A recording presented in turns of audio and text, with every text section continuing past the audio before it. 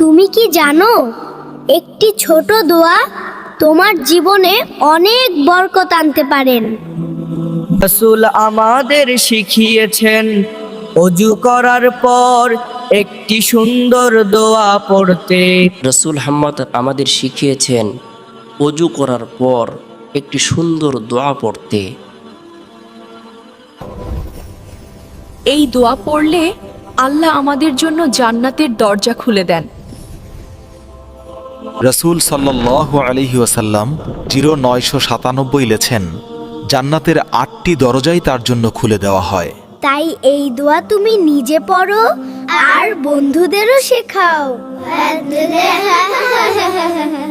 তাই এই দোয়া তুমি নিজে পড়ো আর বন্ধুদেরও শেখাও।